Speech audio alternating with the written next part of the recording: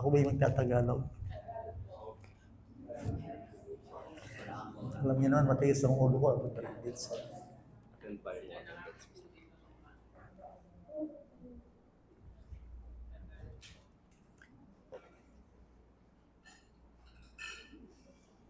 Na-welcome na po ito. Na-welcome na. Sino po si Nancy Pangulondan? I'm sorry. Pangilinan siya. Nancy. Okay po. Si Angelica Pangilinan po. Anak niyo.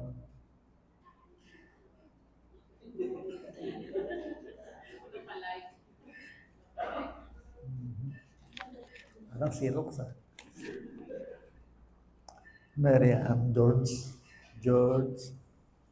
Mary Ann George. George po siya. Then, Bernadette Daguno, tama ba po?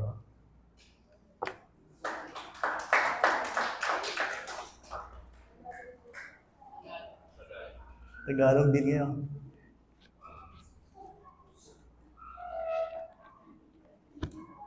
Now, serye po ito, pasensya na yung mga talagang first timer.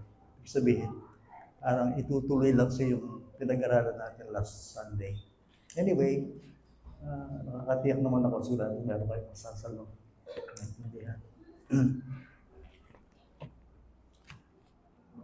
Ang ating paksa, topic ay the Christian sword. The Christian sword, part 3 ng ating serye, Ephesians chapter 6, verse 17. At kung babasahin niyo po doon, ganito yung nakasulat doon. Taglayin ninyo ang helmet ng kaligtasan at ang tabak ng Espiritu na siyang salita ng Diyos. Okay, alam po nyo, siguro naintindihan nyo rin, dahil ang Diyos ang siyang lumikha sa ating lahat, gusto ng Diyos talagang dependent talaga tayo sa Kanya. Kasi tama yung sinasabi ng Bible, Jesus Christ, ako ang puno, kayo yung mga sanga. Apart from me, you can do nothing. Minsan hindi mo mapaniwalaan yun, no? Kasi mga tao, di kasi tayo talaga bilib sa sarili natin eh. Di ba? Hanggat hindi ka talaga nagigising, hindi natin maintindihan na talaga kung hindi natin kasama ang Diyos sa buhay natin, wala talaga tayo magagawa. Kaya lang, hindi lang yung sumasang-ayon tayo doon, salitang yun. Pero sa buhay natin, kailangan masabi natin talaga na nagdidepende tayo sa Panginoon. Sa buhay natin. At sa ating pag-aaral, nakita nyo sa Bible, bilang Christians, ako hindi kasalita bilang mga Kristiyano at inaanggit natin yun. Sabi ng Bible, ang daigdig natin ay tayo ay nasa isang laban ng spiritual.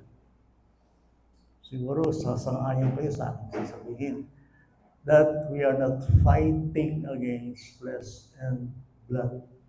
Kaya nga, ang exhortation ng Bible sa Christians, be strong in the Lord. Ephesians chapter 6, verse 10. Whether you like it or not, kapag tayo ay Kristiyano at naiintindihan natin yun, tayo ay nasa isang spiritual conflict or battle. Kaya nga, mahirap yung lumakad bilang mananampalataya. At dito natin kailangan ang Diyos. Kasi nga, ang labanan, hindi siya physical, hindi spiritual. At gustong sabihin ito, dapat po, klaro sa inyo yun. Remember this. Dapat malinaw sa inyo ang itinuturo ng Panginoon. Dapat clear. Kapag tayo ay nag-uusap tungkol sa Diyos, importante dapat clear. Clear, malinaw sa inyo. Kasi kung hindi malinaw sa atin ang kalooban ng Diyos, hindi natin ito magagawa. Kaya nga napakahalaga sa ating pakikinig ng salita ng Diyos, yung tinatawag ng Bible, be understanding. Dapat nating inuunawa. Why? Kasi gusto ng Diyos na makilala natin siya, gusto ng Diyos na masamba natin siya, at gusto ng Diyos na tayong lahat ay magdepende sa Kanya kasi mahina tayo by nature. At ang Diyos lang ang ating kalakasan. So, magiginig tayo ng salita ng Panginoon. Be sure, malinaw sa atin. Tatanungin ko kayo, malinaw ba sa inyo bilang Christians na kayo ay nasa lamanang spiritual? Clear ba yun? Clear ba? Malinaw ba sa inyo, ayon sa Bible, na ang ating pakikipaglaban ay hindi sa dugo at laman, kundi sa mga spiritual na hukbo. To be exact, isasabihan na ng Bible tungkol dito, ang kaaway natin, ayon sa Bible, mismo ay ang Diablo. Dati hindi ko alam yan. Pero dahil ang salita ng Panginoon may mas authority sa akin, ngayon ko naiintindihan. Sa lahat ng ating ginagawa, bilang Kristiyano, ang ibig sabihin ng Christian sa isang punto, hindi lang pangalan kundi naging spiritual na tao pa. Nakita mo yung totoong kulay ng buhay, totoong galaw, totoong lakad ng buhay, ayon sa sinasabi ng salita ng Panginoon. Kaya nga, Jesus Christ, siya yung ngayon, Panginoon. Ano ibig sabihin ng Panginoon? Siya yung sumasakop sa iyo. At sa Kanya ka nakikinig. At dahil si Jesus Christ ang nagsasalita, yun ang Kanyang sinasabi, na ang ating paglaban ay hindi sa labag sa dugo. Kaya nga, ibinigay itong huling sandata para sa ating pakikipaglaban. Ano ito? Tabak ng Espiritu. The sword of the Spirit. At sabi niya rito, which is the Word of God. Wow. Which is the Word of God. Now, ano ibig sabihin itong sword of the Spirit? Ibig sabihin ito, yung weapon, yung sandata, ay galing sa Diyos. Ibinibigay ng Diyos sa Kanyang sundalo. Kasi nasa army tayo ng Panginoon, nasa hukbo tayo ng Panginoon. Ang buhay, hindi lamang ito easy-easy. Gusto ko maintindihan nyo, ang pakikipaglaban sa kasalanan, sa kadiliman, sa kasinungalingan, ay hindi natin kakayanin hanggat hindi natin kasama ang Panginoon. Ilan sa inyo ang tinatamad bagat yan ngayon? Sa pilitan. Hindi ba struggle yun? Hindi ba? Itang magat yan, atin ka lang ng gawain, ano yan, labanan yan Maraming pwedeng excuses. Alam niyo naman na nakasulat sa Bible, dahil niya palusutin tao. Kaya nga pananagutin ng Diyos ang tao sa kanyang mga palusot. Kasi ang Panginoon na nawagan. Excuses. Kasi hindi, sinasabi ko sa inyo, huwag kayo magagalit Sinasabi ko sa inyo, pagdating sa mga bagay na espiritual, labanan talaga yan. It's a struggle. It's a battle. Nung hindi ako Kristiyano, pag gusto kong attend ng linggo, attend ako, Katoliko ako Pag ayaw ko.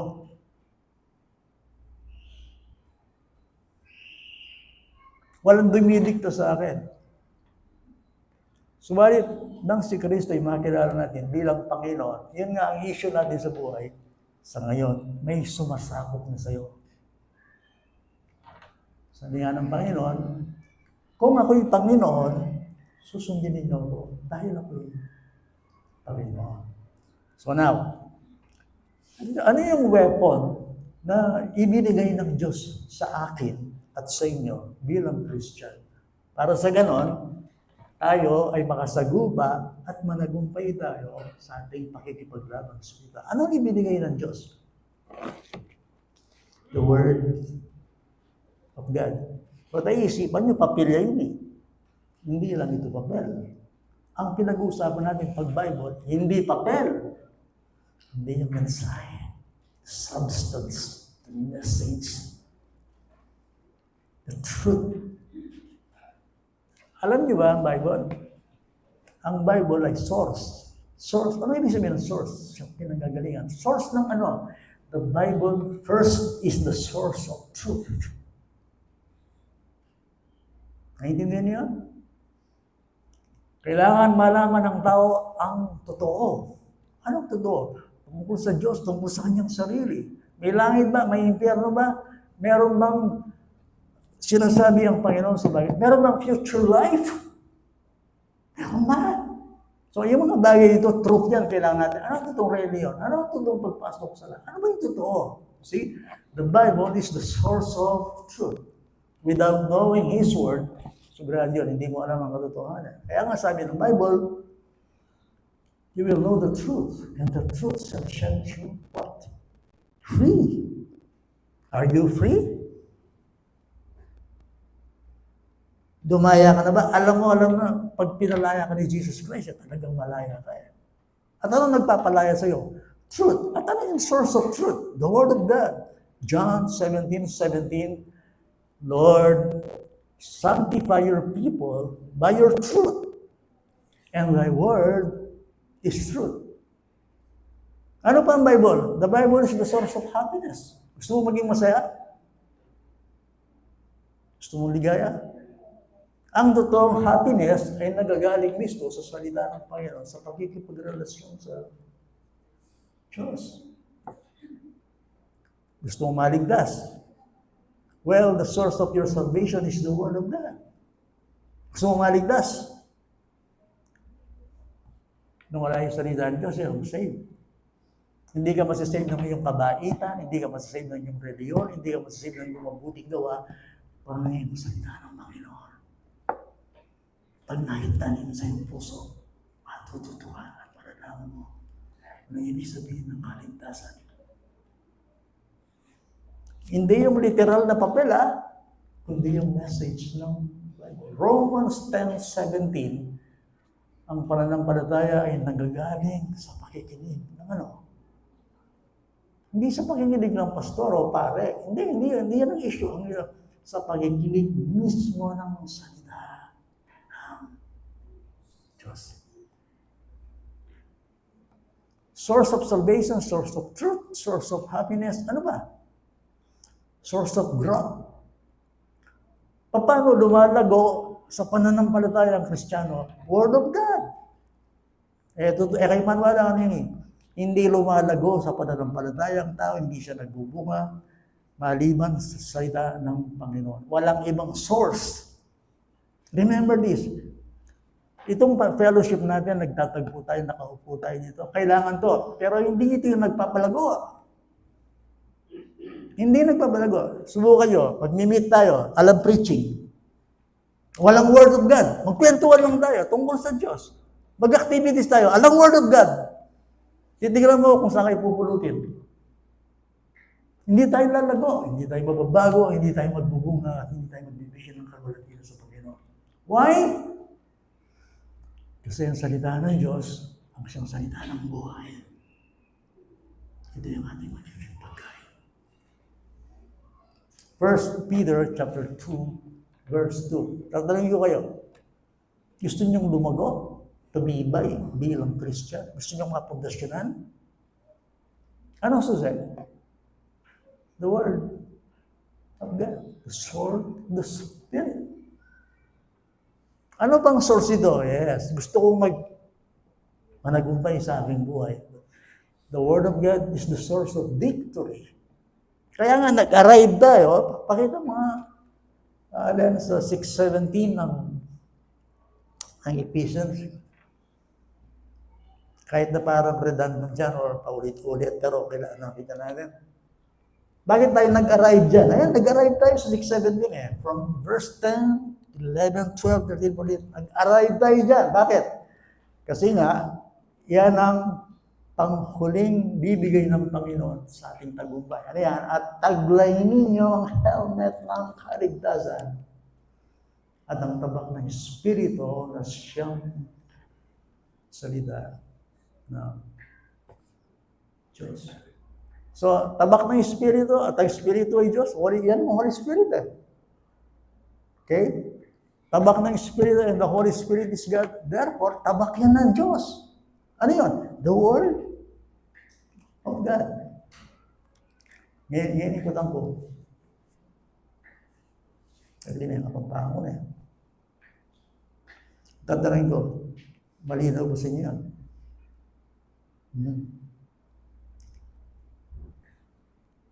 May Bible ba kayo? Kung wala, bumili kayo. Hindi. I'm serious. Sapagkat naiintindihan ninyo, the Bible is the most valuable thing this world can offer. Agree with that? Spiritual lang kayo mag-iya. Yes, it's true. The Bible is the most valuable thing this world can afford. Sa lahat ng kayamanan para sa isang tao, walang higit na mahalagang tataglay niya at pag-aari niya. Hindi mismo ang salita niya. Sabihin mo, sira ako, loko, pero darating araw, maintindihan ninyo.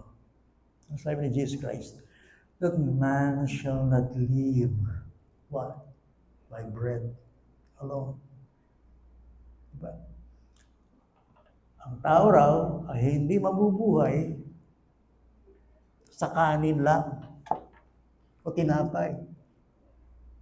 Kahit anong material na nasa iyong feeling, sa iyong kalagayan, without the Word of God, si Jesus Christ, sa mata ng langit, sa mata ng Diyos, hindi ka mabubuhay. Bakit? Yung kaluluwa mo. Ang tao, hindi lang sa physical. Of course, kailangan mo ng kanin, kailangan mo ng ganito, kailangan mo ng damit, kailangan mo ng inumin, kailangan mo ng bahay, kailangan to. Pero hindi lang yan ang buhay. That man, sabi nga ng Bible, ang tao ay hindi nasusukat sa kanyang tinatangkilik. Hindi yung kung anong nasa iyo, kundi kung ano yung pinahinimulan. That man shall not live by bread alone, but by every word that proceeded out of the mouth of God. Matthew 4. So, hindi nyo ngayon. Okay. Ang pagkain ba hinahanap? Minsan. Hinahanap ba? Oh yes. Okay. Ang pera mahirap hanapin yan. Pero hinahanap ba yan? Kailangan natin yan di ba? Oh yes. O inikutan ko kayo. Ang salita ba ng Diyos hinahanap nyo? O accidental lang? Alam mo kung sino ang nasa Diyos. O sige, i-review tayo ang balyan John 8:47.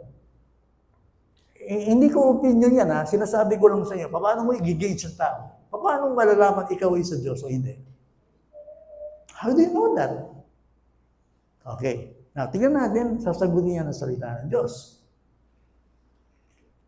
John 8:47.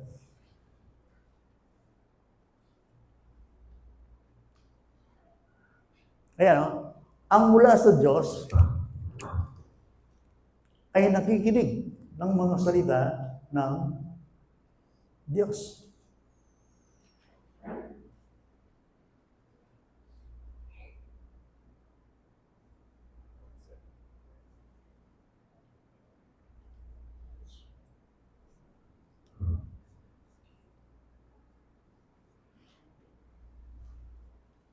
Ang mula sa Diyos ay nakikinig ng mga salita ng Diyos.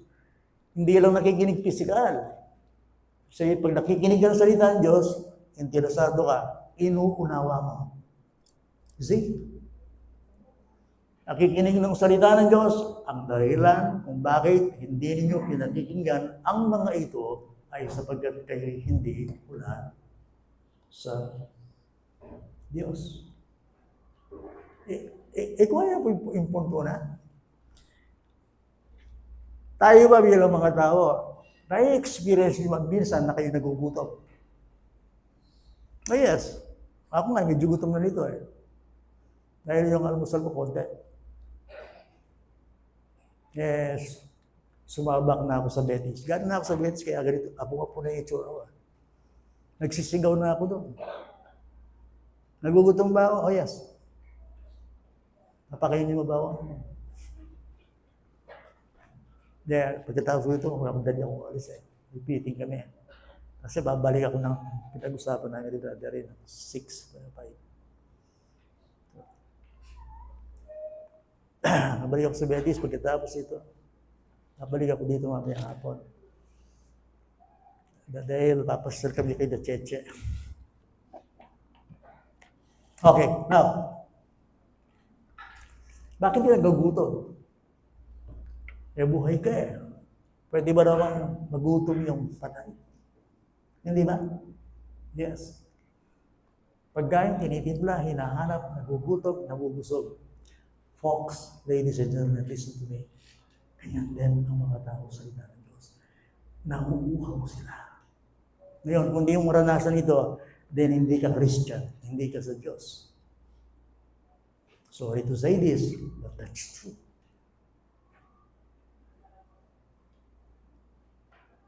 Hindi bang salita ng Diyos nakakabusog? Oh yes. Nakita mo sa preaching minsan, Pastor, hindi ko po maintindihan. Pastor, nabusog po ako. Sorry, hindi po ako, parang hindi ko makuha. Gutom po ako sa salita ng Diyos. Ibig sabihin mo, buhay ka. Hinahanap mo yung Word of God. Pinakikinggan mo. Ano ba yung importante sa fellowship dito? Ang importante, hindi lang yung magkawayan tayo. Hindi lang yung nakaupo tayo. Importante, ano ba ang sermon? Ano ang Word of God? Ano ang sinabi niya? Ano ang sinabi? Hindi ako yung mahalaga dito eh. Ano ba yung binuga ko? Ano ba yung sinalita? Ano ba yung Word of God? Uhaw ka ba? Yung tanong, pagkatapos ng preaching, ano ka? Busog ka ba? Oh boy, nakita ko yung sarili ko. Waiting importante hindi. Importante sa buhay ay makita mo sa sarili mo. Sapagkat ang daigdig na ito ay nabubuhay lahat tayo sa pandaraya ng kaaway. Read your word! Read the word of God. Anong ginagawa niya sa daigdig? Deception.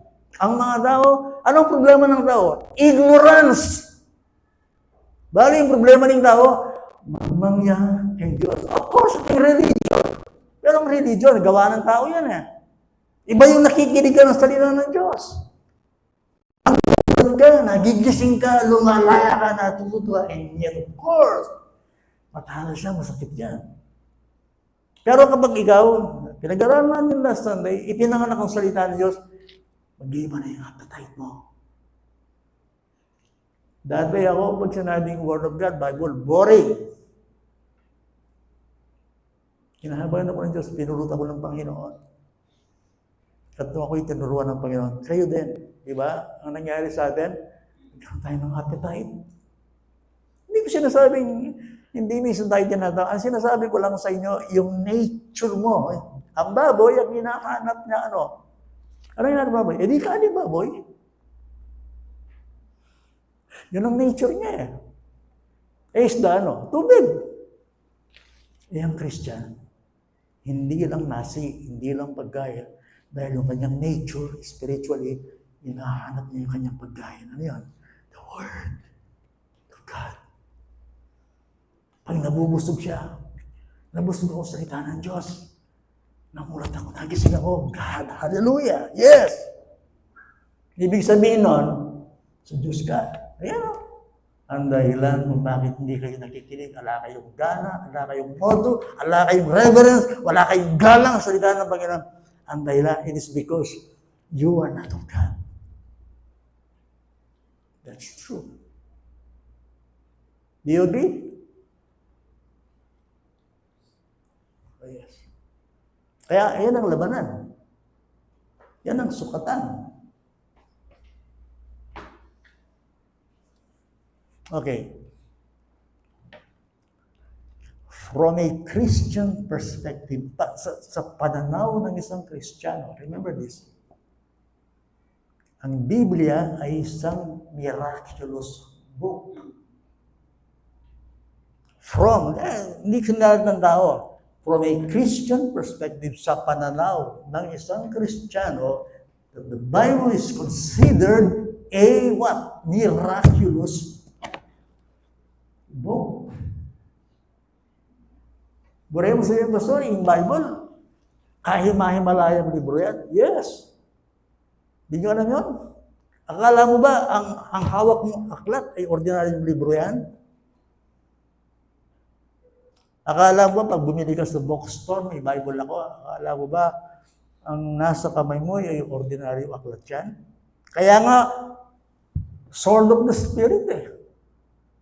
Okay? So, ang aklat o ang Bible na nasa iyong kamay, rugo. Eh, ordinaryo libro yan. Kung tingin mo dyan sa Bible ay religious book lamang o ordinaryo libro, ang dami pang dapat matutuhan. Ang dami pang hindi alam sa buhay. Bakit? Okay. First, Ang Biblia ay isang aklat na kahima-himala. Miraculous talaga siya. Why? First, because of its origins. Paano natin tatagalogin yun? Ang Bible ay isang kahima-himalang aklat dahil sa kanyang pinagmulan. Okay, saan galing to? Yung galing sa printing press yun, sinulat lang ng tao. Yun lang, alam mo? Ito Tagalog. Tagalog yung Bible ko. Dami kong translation sa bahay. Meron akong Kapampangan, meron akong English. Iba-iba. Kayo, pwede kayong pumili ng Bible sa lengguwahe gusto ninyo. Ilocano kayo, Bisaya kayo, ang daming translation sa Bible. Hindi mo nga pwedeng pigilan yung pagkalat ng Bible eh. Bakit? Milagro nga yan eh.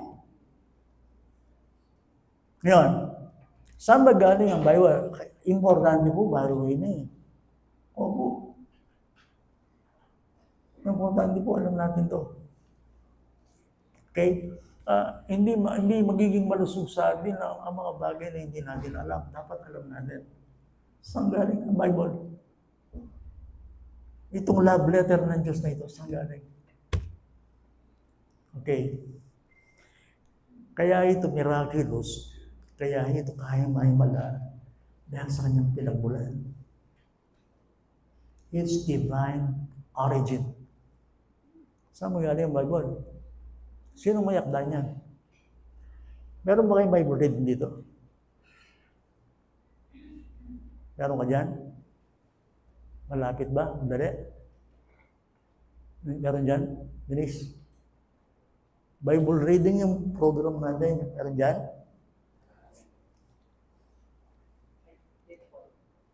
Perang sample. Okay.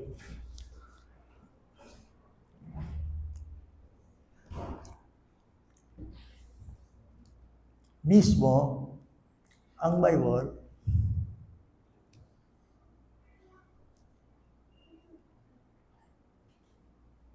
ay nagtuturo sa atin. Okay? Ang kanyang pinagmulan, ayon sa kanyang patuto, sa kanyang sarili.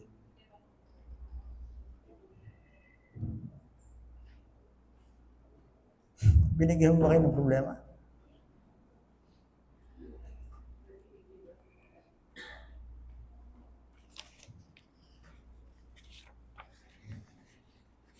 Itong Bible reading natin, ginagamit nyo. Ginagamit ko ito eh.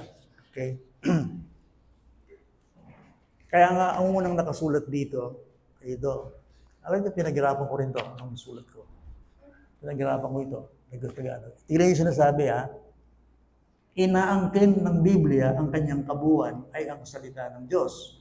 Ang nag-iisang kaibahan ng Biblia sa lahat ng aklat ay dahil mismo ang Diyos ang may akda dito. Origin. Saan galing ang Bible? Okay. 2 Timothy chapter 3 verse 16, ano sabi?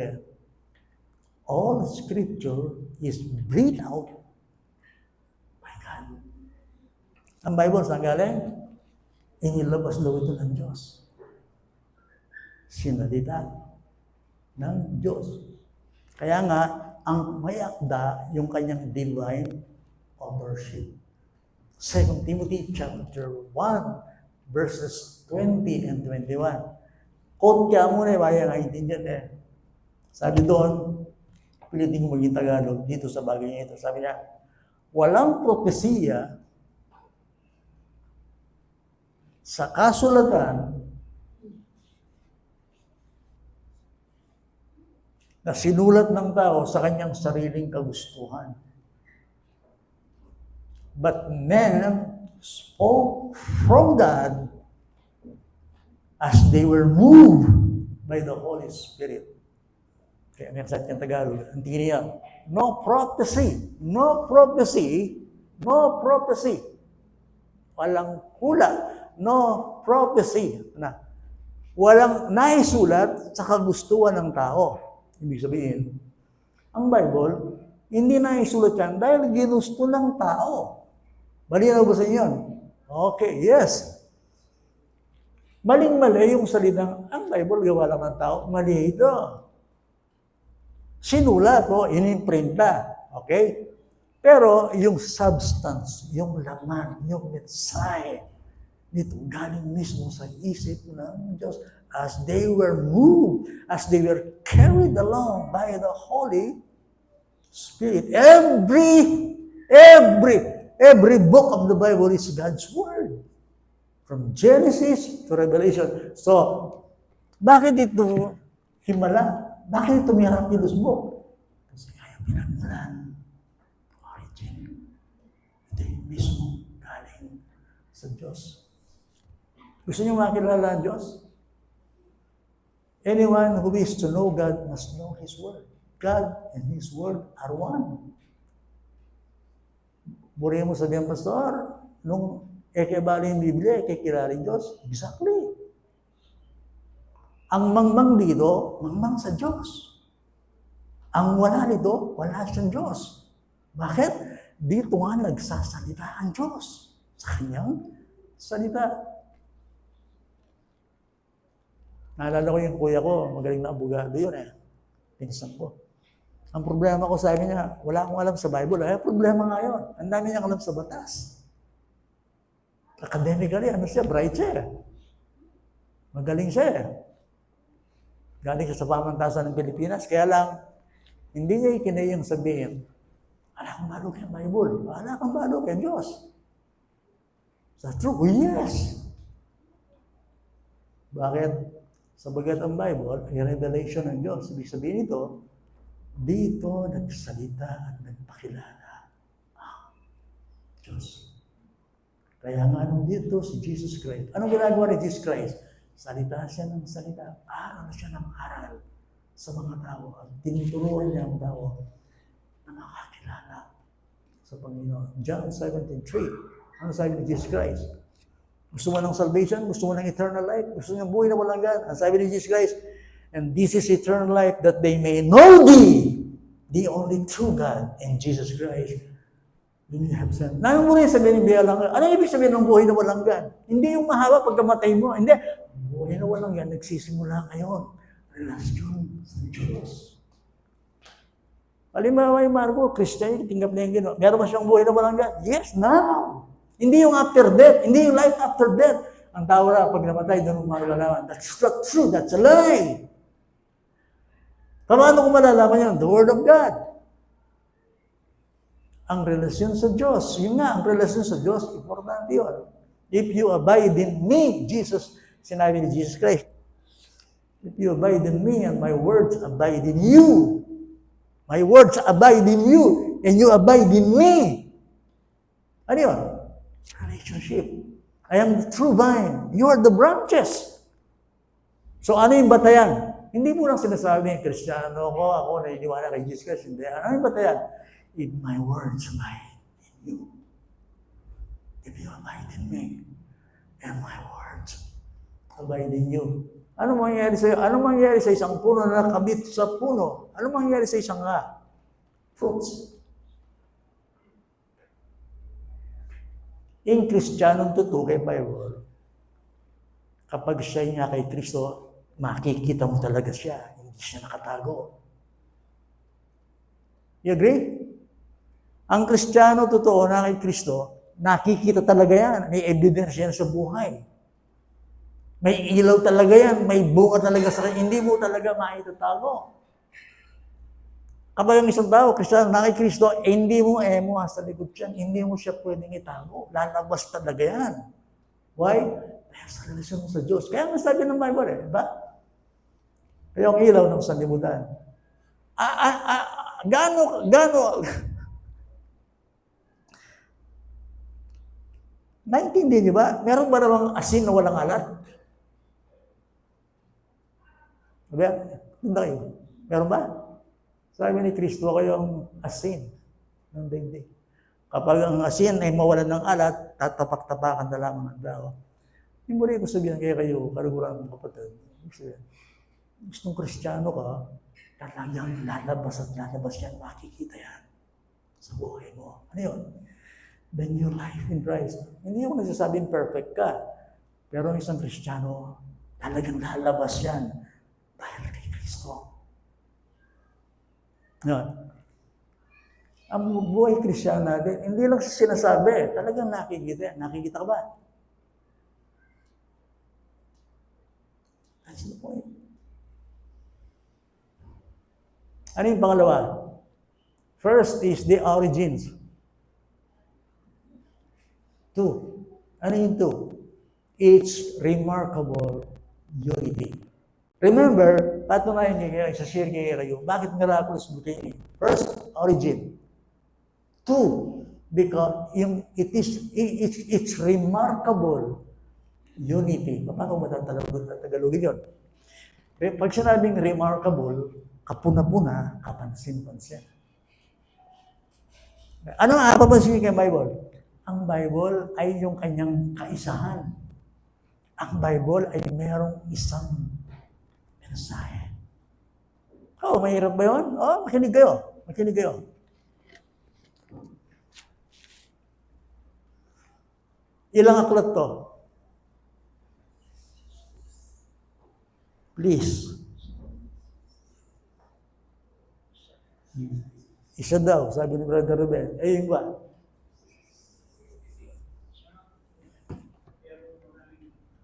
Yes. Hindi, nagtatanong lang po ako.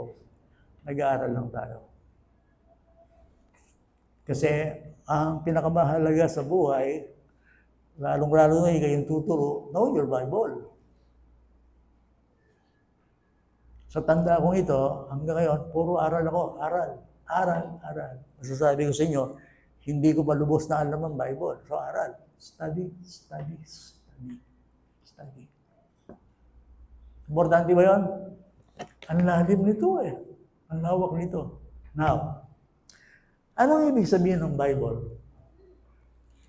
The Greek word, ang Gregong salita ng Bible, ang ibig sabihin ng Bible, Biblia sa Greek, ibig sabihin, mga aklat. Hindi siya single book, kundi books. Books.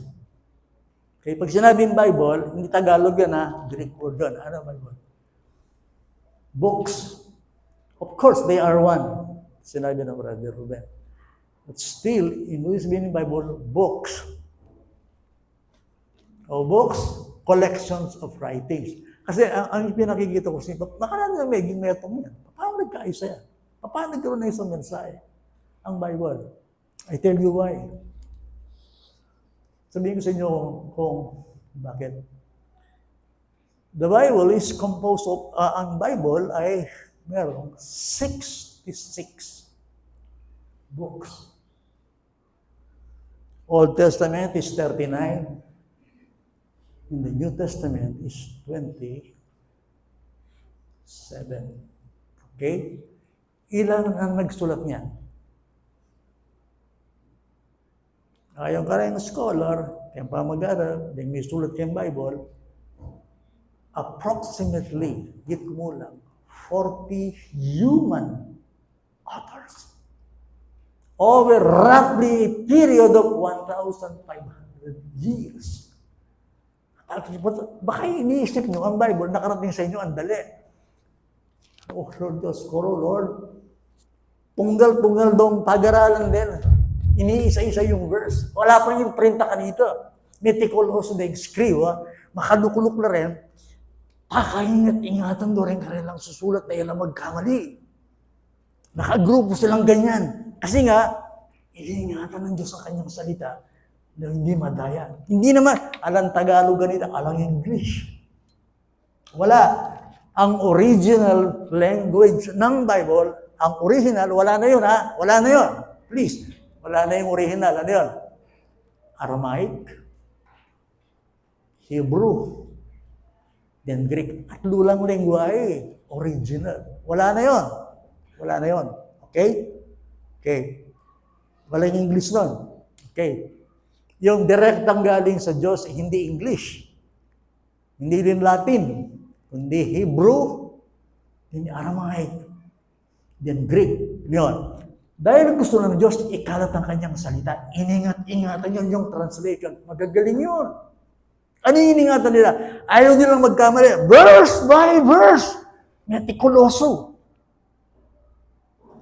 So, sa isip ko, ba't Tagalog ito? Ang daming naghirap nito. Kala niyo ba, basta nakarating sa inyo, ang Tagalog, ang English, gano'n lang? Hindi. Ang real nga yan ay 3 lengguwahe. Saan isinulat ang Bible? 3 lupalo. Saan? Asia, Africa, and Europe. Okay? Libu-libong taon yan. Patay isipan nyo. Sino yung mga tao? May hari, may pastor, may propeta, may priest, may mangingisda, may doktor, may government officials, may tax collector, at marami pa, hindi ko na ma-recall. Now, iba-iba ang personality niyan, iba't ibang panahon. Hindi lang isang kanto yan na ginawa. No, hindi ganoon. Hindi ganoon. Thousands of years, iba-iba, hindi sila magkakilala. Kaya nga, pag inano mo yung Bible, yung diversity in unity. Iba-iba ng personality, iba-iba yung naintindihan, iba-iba yung kanilang lugar, iba-iba yung kanilang status, yung pinanggalingan nila. And yet, oh boy, meron silang isang mensahe. Ba't ganon? Ba't ganon? Kasi ang Diyos ang pumapatnubay sa kanila. Yan ang ibig sabihin ng remarkable. There is only one unifying thread. Ang Bible. You know, ang sinasabi noon, siya pa rin sinasabi noon. Yan, hawak yung Bible, paano nagkayos yan? Eh, iba-ibang nagsulat niyan. Iba-iba yung panahon. Ba't nagkasulat? Kaya nga, miracle. Tayo lang, Diyos. Ngayon, sabihin nyo ka ako, hindi ako naniniwala. Kasi hindi mo binabasa. Sige, pustahan ka daw. Pustahan ka daw. Basahin mo ang Bible. Pag-aralan mo, lalabas at lalabas makikita mo. Ayan ay salita ng Diyos. Kasi hindi mo alam. Kaya kaya nagsasabi, alayin ko yan, gawa yan dami, kahit wala yan. O, sige, hindi mo kasi binabasa. That's your problem. That is your problem. Ako, challenge ko talaga ang isang tao. Hindi ko may binasa mo na. Di ba? That's your problem. You judge the book, oh, papel to. Yes. Literally, papel yan. Wala naman duda eh. Pero, anong mensahe niya? Ang Bible ang nag-claim sa kanyang sarili, the Word of God is the Word of life. Gusto mo makakilala sa buhay? Gusto mo makakilala sa sarili mo? Buhay mo sa iyong pastor, kung kilala yung sarili mo, hindi mo kilala sa sarili mo. Sino nagsabi kung sa iyong sarili? Ang magsasabi lang tungkol kung sino ka, ayan Diyos na lumikha sa iyo. At paano yun? Through His Word. Di ba? Lahat tayong mga tupang ligaw. So, yung pagkakaisa ng Bible. Pag binalangkas mo ang Bible, anong masisilip mo dyan? 4 na division. First, ano yun? Creation. Ano yung 2? The fall. Nung magkasala ang tao. Humanity's fall into sin. So, creation, isa mo mensahe? Yes! Ano yung pangalawa? Magkasala ang tao. Ano yung pangatlo? Ang pagpasok ng pagliligtas ng Messiah. Redemption. Through His Son, Jesus Christ. Ano yung panghuli? Consummation. May katapusan ba ang lahat? Yes. Oh, yes. Kaya remarkable ito, unity, kaya Bible, hindi naman totoo yung may salungatan dyan. Hindi. Walang salungatan. Hindi pwedeng salungatin ng Diyos ang kanyang sarili. Yan ay merong isang mensahe from Genesis to Revelation. Ano yung pinaka-theme? Ano yung iisang layunin ng Panginoon? Bakit tayo nasa digdig nito? Di ba mahalaga yun? Lord, ba't ako nasa lupa? Anong gagawin ko rito? Papamilya ako, kikita, mag-aaral, ganito lang, tapos mamatay? Yun lang ba purpose ng buhay ko? Folks, hindi ka hayop, may isip ka. May layunin ng buhay mo. Anong layunin niya? Makilala mo ang Panginoon. Hanggat hindi mo natutuklasan ang layunin ng iyong buhay, then, sabi ng Bible, ikaw ay isang tubang nawawala. Ano ang pinakaplano ng Diyos? Ano yung rurok? Ano ang sinasabi ng Bible tungkol sa bagay nito, sa plano ng Panginoon? Basahin natin ang Ephesians chapter 1, verses 9 and 10.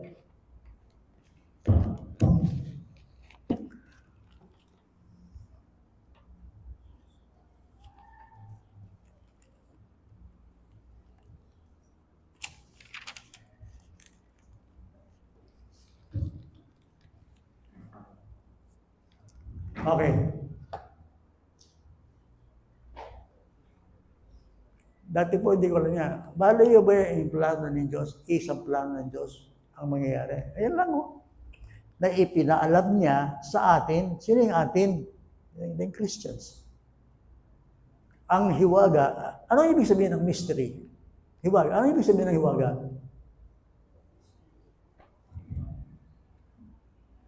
Hiwaga, parang hindi niya dyan. Hiwaga.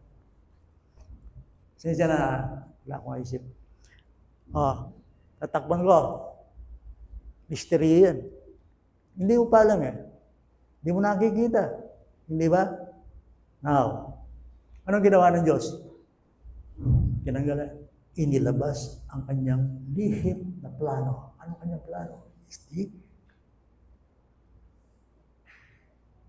Ipinaalam ang kanyang hiwaga. Anong hiwaga ng Diyos?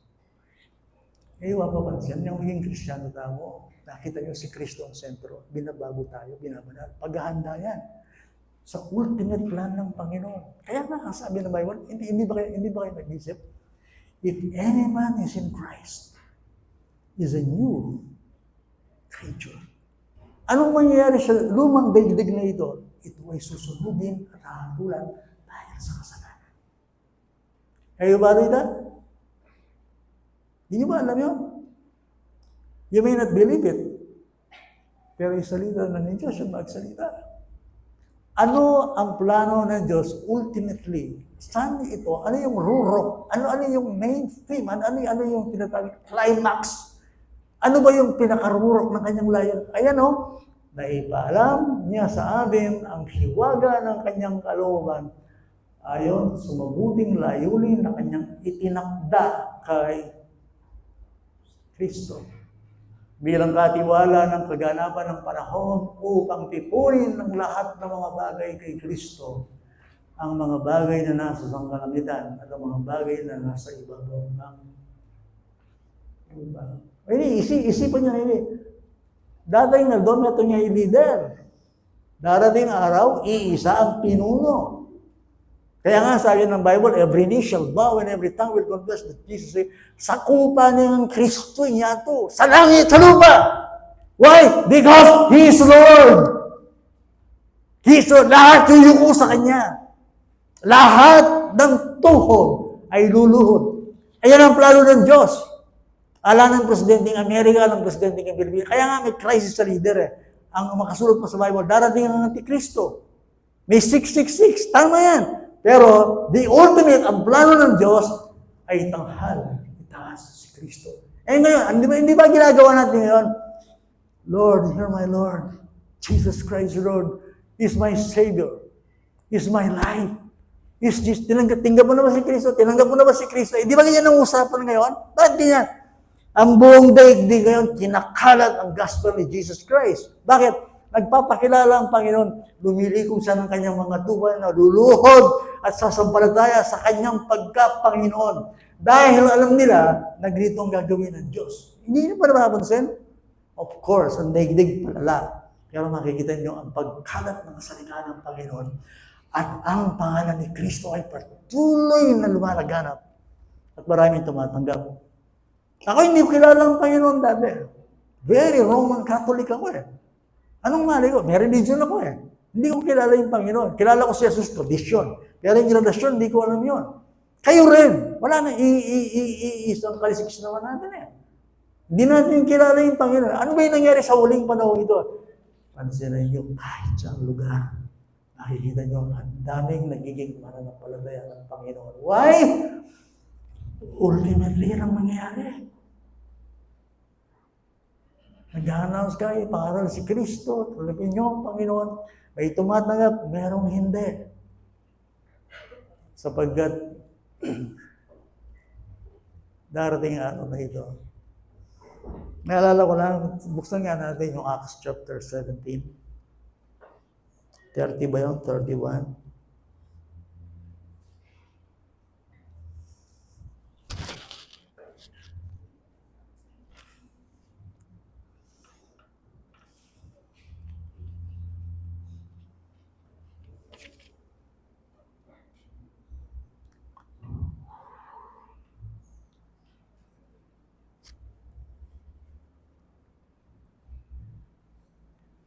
Sa Gawa, 17 yata, yes, chapter 17. Huwag niyo sabihin sa akin, hindi yan totoo. Ang mga panahon ng kahangalan ay pinalampas na nga ng Diyos. Ngunit ngayon ipinag-uutos niya sa lahat ng tao. Nakita niyo? Sa lahat ng tao. Tao ka ba? Sino rito hindi tao? Pakitaas nga yung mic. Wala naman siguro. Lahat ng tao, including me, including you. Lahat ng kulay, lahat ng kultura. Sino man tayo? Pagdating dito, walang mahirap, walang mayaman, walang matalino, wala yan. Lahat ng tao. We are all under God. Anong ipinag-uutos ng Panginoon? Makinig ka. Makikinig ako. Ano ang pinag-uutos ng Panginoon? Sa lahat ng tao, na ano? Ano ang iniutos sa akin ng Panginoon sa'yo? Repent. Balo mo na yung maning tao, sapak yung pride eh. Alam mo naman ang tao, may sungay. Ang problema ng tao, lagi, pride. Ang ibig sabihin ng magsisi, humble yourself before the Lord. Yan ibig sabihin, magsisi, kilalanin mo ng iyong sarili. Magsisi, bakit? Sapagkat itinakda niya, 31, sapagkat itinakda niya ang isang araw kung kailan niya hahatulan ang sanlibutan. Ayon sa katuwiran sa pamamagitan ng lalaki na kanyang itinalaga, Jesus Christ. At tungkol dito, binigyan ng kanyang lahat ng tao ng katiyakan ng kanyang muhuling buhay siya mula sa mga patay. Bakit iniutos ng Panginoon lahat tayo magsisi? Mag-judge ka eh. Hindi ka naniniwala sa Bible na hahatulan ka pagkatapos mo matay? Kaya ka man wala? Okay, hahatulan ako. Lahat tayo ay haharap sa hukuman ng Panginoon. Lahat. Ba't kailangan ako magsisi? You will be judged. You will be judged. Hindi ka masasalba ng nanay mo, ng tatay mo, ng kaibigan mo, ng sino mang tao sa daigdig. Kaya nga, Savior eh. See?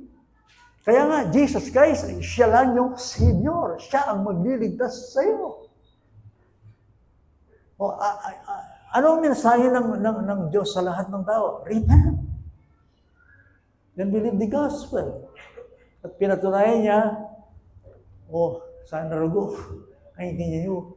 Jesus Christ, hindi siya namatay lang sa krus. Siya muli nabuhay. And He is alive. He is alive. So, paano maliligtas ang tao? Dadalawa gagawin niya eh. Para maligtas ang tao. Ano yun? Repent and believe the gospel. and you will be saved. Yan ang mensahe ng Panginoon. Si Kristo mensahe sa ating lahat. Yan ang gusto mangyari ng Panginoon sa ating lahat. Ang ano? Ang masalamin si Kristo sa buhay natin. Biro mo nga, di ba? Akit kay Brother Ruben, kung naman nakakit ni Kristo pa yan, yung kwenta. Halimbawa mo po, nakikita ko si Mark. Hindi ko naman nakikita si Kristo. Ganon din si Jim. Ako, ganon din. Ako nangangaral dito, hindi niyo naman nakita sa akin ng Panginoon. Hindi yun ang plano. Ang plano ng Diyos ay makita ang kanyang anak sa ating bagong buhay. That's it. Isang pangalan, isang tagapagligtas. Tinatanggal niya tayo sa eksena. Sabi nga ng Bible, that I, Christ. It's Christ. It's Jesus Christ. Yan ba ang plano ng Diyos? Alam na alam mong galing sa Diyos ang anumang bagay kapag si Kristo ang siyang nasa sentro sa tao. So, isa na lang. Kasi, yung time ko. First, nagsimula tayo kung bakit ang Bible ay isang miraculous book because of its origin. Two, because of its remarkable unity. Unity. Meron mga aklat na yan. Isang mensahe, iba-ibang tao nagsulat. Ano yung pangatlo? Dito muna ako, same time. Fulfilled prophecy. Bigat to. Bakit miraculous book ito? Fulfilled prophecy. Ibig sabihin nito, walang hula na sinabi ng Bible na hindi nangyari.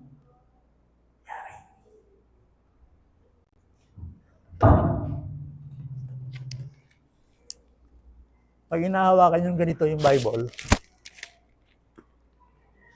nyo. Pag hinahawakan nyo, huwag niyong kalilimutan, ito'y aklat ng propesiya. Maraming laman ito, ha? Ito, aklat ng kasaysayan, ng kautusan, ng karunungan. At ganoon din, aklat ito ng propesiya. Ibig sabihin nito, ang sinabi ng Bible, bago mangyari, sasabihin dito. Okay? Now, bakit ganon? Kasi ang Diyos ay ganon. Ito ang kanyang claim sa kanyang sarili. Ha? Remember, gusto kong makilala niyo ang Diyos na ito. Ang Diyos ng langit, ang Diyos na lumikha ng langit at lupa. Gusto kong makilala niyo siya. Ano ang sinabi niya sa kanyang sarili? Isaiah 46:9-10. Anong sabi niya? I am God. There is no other. I am God. There is none like me. Bakit? Sabi niya, there is none like me, there is no other, declaring the end from the beginning. That's the point. From ancient times, things not yet done. Bakit sinabi ng Panginoon wala siyang katulad? Sasabihan na, ing epa milyari, no? Sino makakapagsabi na hindi pa nangyayari, na alam mo mangyayari? Sino makakapagsabi nun? Di ba Diyos? Ito ba puro hula? Oh yes! My fault. Ito hula. I'm sorry.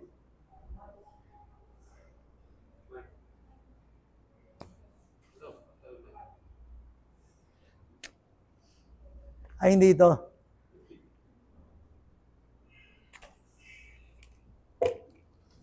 Hirap na nagsasalita mo. Okay. Si Rose, turo lang ng turo yan. Okay, thank you. Hindi po, masabi magsalita.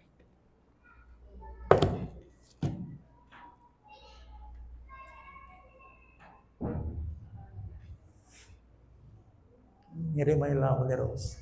Okay. Alam niya ba hindi ako pastor dati? Hindi ko gift. Ayaw ko yung nagsasalita talaga sa akin. And yet, napakalaking pribileyo ang magsalita sa Diyos. Okay. Saan ba ako, Mark? Yes. Okay. Fulfilled prophecy. I am God. Kaya sinabi ng Diyos, walang iba sa Kanya, walang nauna, walang huli. Isa lang ang Diyos, ha? Remember this. There is only one God. Bagamat naniniwala tayo that God, three persons, the Triune God, the Father, Son, and the Holy Spirit, and yet isa ang Diyos. Wala siyang katulad, at ito yung kanyang katangian. Alam niyo, ang Bible, kaya natin pinag-aaralan, nilalabas ng Diyos yung kanyang karakter, kung sino siya. Talaga nagpapakilala siya. Ano yung kanyang karakter? Sinasabi niya, nung una pa, ang mangyayari sa hinaharap. Okay? Declaring the end from the beginning. At ang Diyos na ito, remember, hindi siya pwedeng magsinungaling. Kung anong sinabi niya, yun ang mangyayari. Now, meron bang sinabi ang Bible na hindi nangyari? Lahat nangyari. Ano yung main theme? Ano yung pinakatampo na hinihula ng Bible na talagang nangyari? Ano yung pinaka-main? Ano yung pinaka-main? Magbabanggit lang ako ng isa. Ayan. Christ ay aksidente. Hindi siya basta dumating sa daigdig na ito. Si Christ ay inihula pagkatapos magkasala ng tao, may darating na Messiah o Mesias. Na ang tawag dito sa hulang ito, please listen to me, please. Ipagtsaga kayo sa akin. Ang tawag dito sa hulang ito ay Messianic prophecies. Known as the Messianic prophecies. Importante ba ito? Yes, kasi paano siya magiging qualified na Savior? Kung wala siyang credentials. Kailangan mapatibayan mo na tatanggapin ko siya bilang Panginoon at magpapasakop ako sa Kanya. Kailangan mapatunayan o makita ko na siya ay talagang Savior na sinugo ng Diyos. Ano yun? Of course. Now, bago dumating si Kristo, ano ang hula? First is genealogy. Ano yung genealogy? Kanyang lahi. Saan siya manggagaling? Sino yung mga tao? Genealogy, tala ang kanan. Importante ba yung lahi niya kung saan magagaling? Yes. Credentials na yun eh. Katibayan. Saan magaling si Kristo? Thousands of years. Abraham. Sino yung sumunod kay Abraham? Know your Bible. Sino sumunod kay Abraham? Isaac. Then? Jacob. Right. Sino ba yung susunod? Judah. And David. Christ. Genealogy. Nakahula ba sa Bible ang magiging lahi ni Kristo? Yes. Oh, yes. Yes. Akala nyo basta-basta ganun lang? Hindi. Ano sabi ng Bible? His virgin birth. Na si Kristo ay panganganak ng isang dalaga. Prophecy ba yun? Yes, it was foretold 700 years before in Isaiah. In Birhen, maglilihi siya ng isang lalaki at tatawagin siyang Emmanuel. Ilang daang taon yun? Ang tagal noon. Pero dahil sinabi ng Diyos, nangyari ba? Kanina ay pinanganak si Kristo? Virgin Mary, hindi po ba? Hindi naman basta-basta nangyari yan. Hindi, nakahula yan. Kaya nga fulfilled prophecy. Kaya nga ang aklat na ito, iba eh. Tapos, saan siya ipapanganak? Saan? Makabali.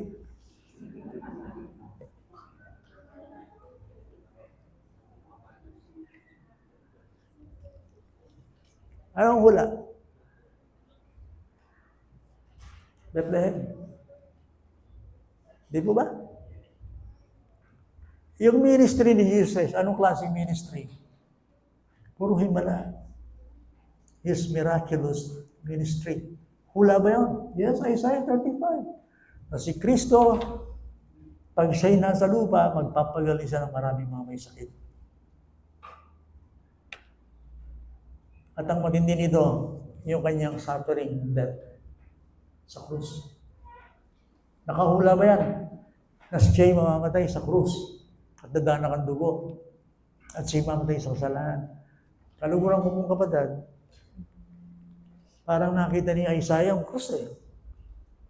Pero daang-daang taon yan bago mangyari yan. Nakita ni Isaiah, parang siyang nandito sa harap. Nakikita niya si Kristo, naghihirap.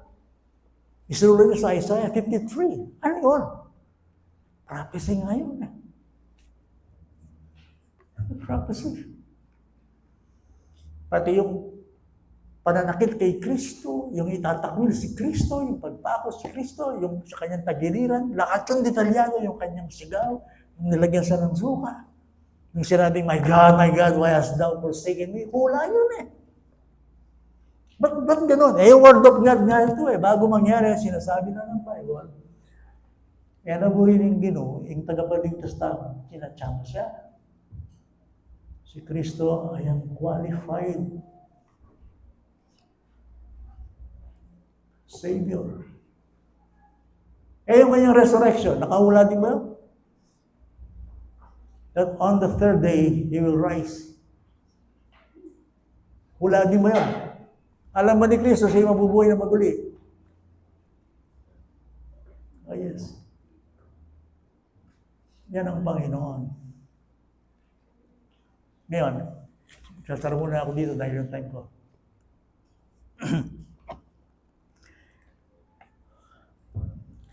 May sinasabi ba ang Bible sa future events? What does the future hold? Kaya kayo interesado? Yan sabihan ko, kahit yung mga secular mind ay nagsasabi, ano yung susunod na mangyayari sa daigdig? What did the Bible prophets say about these future events? Kayo interesado? Nakakatakot ang daigdig ah. Eh kayo tatakot? Ang tindi ng pagbabago ko yan sa mundo. Shocking yung rapid change. Sa inyo, kaming senior kayo. Iba yung noon kami, iba yung ngayon. Hindi ba? Ay, hindi niyo yun? Ano yung rapid change? Dati ba may cellphone? Dati ba may TV? Dati ba may aeroplano? Dati ba may makina? Wala yun, di ba? Yung sinasabi kong rapid change sa inyo, very shocking sa technology, sa communications, sa social life. Tabalo, rin arupa ko mato. Matinding tension ngayon eh. Ang tindi ng stress ngayon. Di ba? Sa bahay, sa lipunan. And yet, modern age tayo ngayon. Modern age, ang tao umasenso. Ang tao ngayon, sinasamba yung progress eh. Ang pag-unlad sa ating lipunan. Sabi ko, Pampanga ba to? Diyan, dumadaan ako, Pampanga ba to? Bakit? Puro traffic eh. Naglipa na yung mga sasakyan. Bata ko, puro times niya. Ala ng kotse, puro jeep. Kahit sa probinsya. Ano sambahin ng tao? Dahil passport niya, nilaman niya. Kita mo ngayon, very simplified. Ma-entertain ka. Puro telepono tayo eh. Kausap mo, nanonood ka eh. Hindi ka niya bibitaw eh. Pero yung telesyon ang mukha hindi. Ay, pansin ba? Shocking ngayon. Marami bang fake news ngayon? Hindi. Ang daming sinungaling ngayon. Hindi ba? Ay, hindi ako. At dahil daw, kayong spiritual, wala silang depth. Ang babaw nila. Basta nag-attend, ganun lang. The same. So, walang lalim yung kanilang spiritual life. How observe mo ito? Totoo yun eh. Yes. Hindi ko nilala, pero ito, ang mga Christians ngayon propesi, ang babaw. Ang babaw. Walang fasting, walang prayer. walang discipline. Seek the Lord. Walang encounter sa Diyos. Now, ang tanong, saan hahantong ito? My friend, ito yung hula ng Bible. Sabi ni Jesus Christ, ito yung prophetic at mangyayari ito. Behold, I am coming very soon. That's it. Walang solusyon. My recompense is with me, and I will, pay each one according to what he has done. Yung sabi ng Jesus Christ, ito yung prophesying, ito yung mangyayaring susunod. Kailan ito? Hindi ko alam. Pero darating ito, biglaan talaga ito. Anong darating? Darating mismo si Jesus Christ. I am coming very, very soon. Ito yung nakasulat dito. Sasabi niya, watch out, be ready. Si Kristo, sa kanyang unang pagdating ay may hula, almost 300 prophecies nangyari yon. Kaluguran kong kapatid, mas marami yung hula sa second coming kaysa sa first coming. Kung dumating siya nung first coming, higit siyang totoo na darating sa second coming.